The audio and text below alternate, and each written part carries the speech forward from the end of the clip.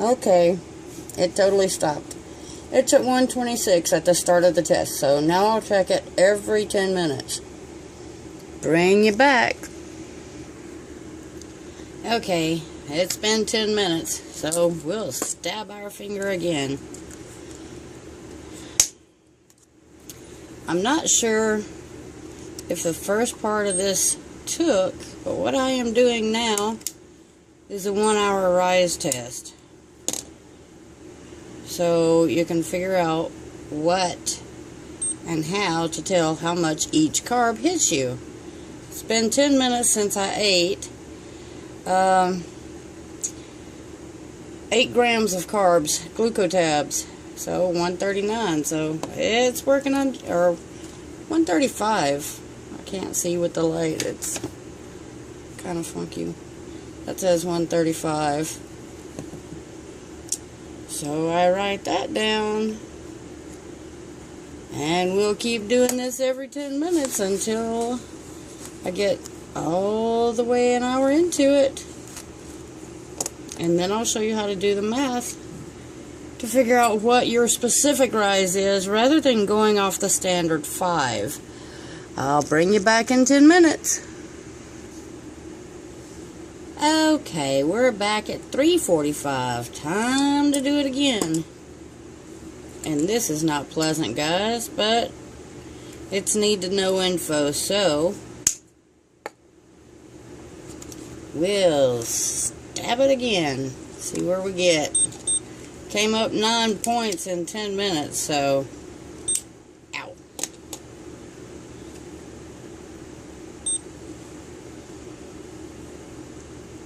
Let's see what we can get here. Oh, 192. Nice little jump there.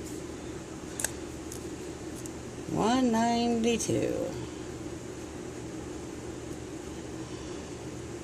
That was a good jump. Alright. So, we'll keep going. I'll bring you back in a few at 3:55. Okay. It is 3:55 a.m. Jab the finger again and see what we hit. Feeling pretty lousy at 192, but that's alright. We'll do it again.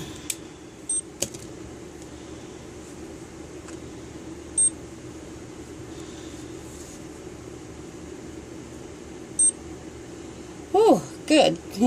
Coming back down, 176.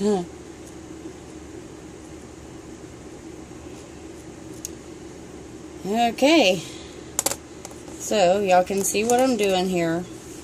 Started out with 8 carbs of glucose tabs.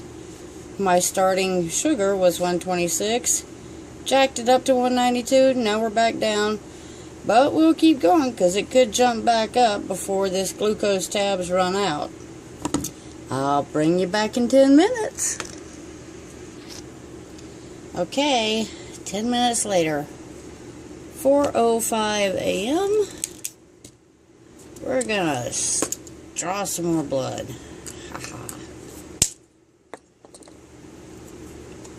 Hopefully it's coming back down.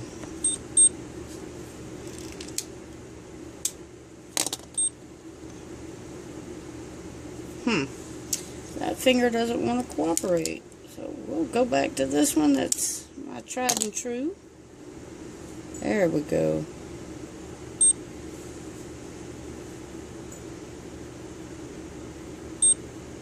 $164. She's still dropping. And guys, I have 0 insulin on board. So this is dropping all on its own. 164. And yeah, my time on my meter is off. I didn't fall back like I should be, but oh well. I will bring you back in 10 minutes. Okay, only 2 more times to go here. It's 4:15 a.m. We're gonna stab it second to last time. Pick a different finger to abuse.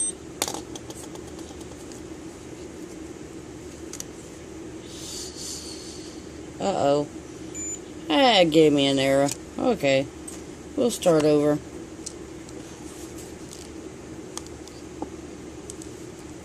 Shut her down. Turn her back on.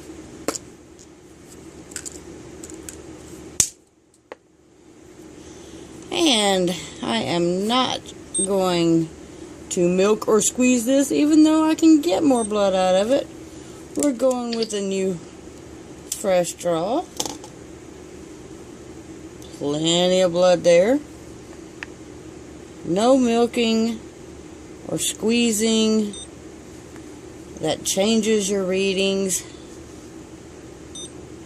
156, still dropping. Woohoo, yay! Although 156 still feels like crap, but...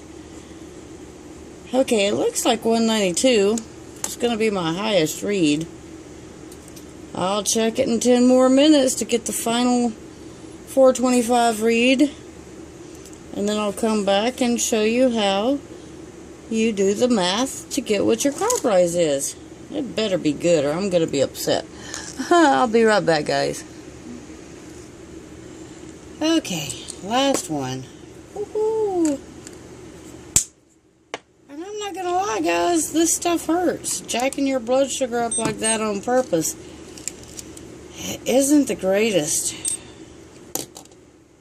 See if we can get one last read here.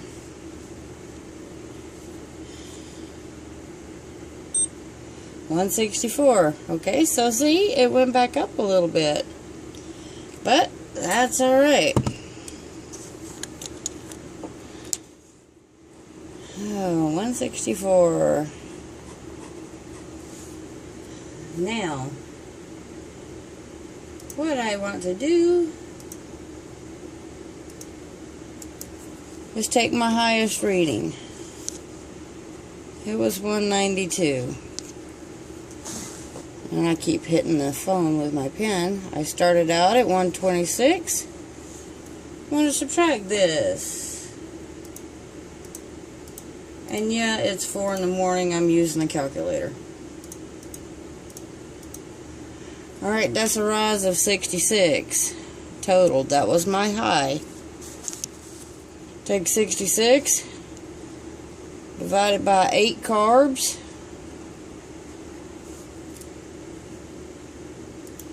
And yeah, some of you have already got that in your head. See, it's still coming out high. Good night and day.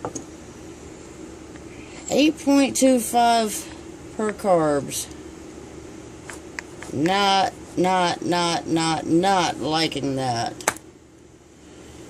Oh. That's why I say you can't always go off a 5 standard rise. You have to figure out what your own rise is. Not good, not liking it, not happy. Good night. I guess that would explain a few of my highs. Used to be about 6 or 7. And it also depends on the time of the day. So, maybe I will do another rise test around lunchtime, because your rise in the mornings, mid-mornings, really early mornings is going to be a lot different than your carb rises for lunch and your carb rises for dinner. So maybe I'll just redo my whole day tomorrow and see what my rise is for breakfast and lunch and dinner.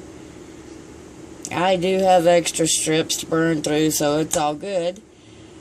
But you start out, you can go with more than 8 carbs, but I tend to know pretty much what 8 carbs is going to do to me. So, and as you can see, that 192 was not a pleasant feeling.